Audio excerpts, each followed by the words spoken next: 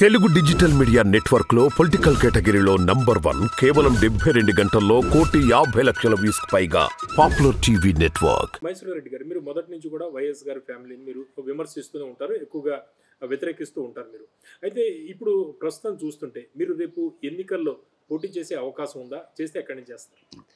నేను ఎందుకంటే ఇప్పుడు ఎన్నికల్లో పోటీ చేసే పరిస్థితి లేదు. నా వయసు ఎన్నికలప్పటికీ 76లోకి వస్తాను.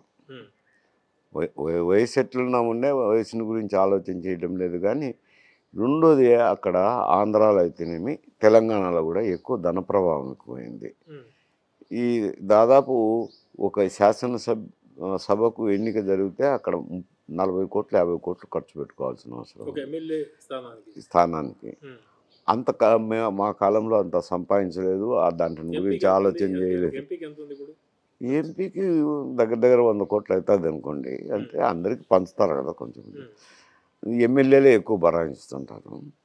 అటువంటి పరిస్థితి ఉన్నప్పుడు మేము అంతకుముందు ఏమి సంపాదించిన వాళ్ళం కూడా కాదు. ఎందుకు వచ్చింది ఇప్పుడు పోయి ఇబ్బందులు పడ్డము ఈ వయసులో అనేది ఒకటి. ఈ 2 కారణాల వల్ల నేనైతే కంటెస్ట్లో చేయదలుచుకోలేదు. అంటే ఎవరికైనా పరోక్షంగా సపోర్ట్ చేయాలి అటువంటిది ఏదో ఇప్పుడు, ఎందుకంటే నేను ఆ కాన్ఫిడెన్స్ వదిలేసి 2004లో వదిలిపెట్టాను.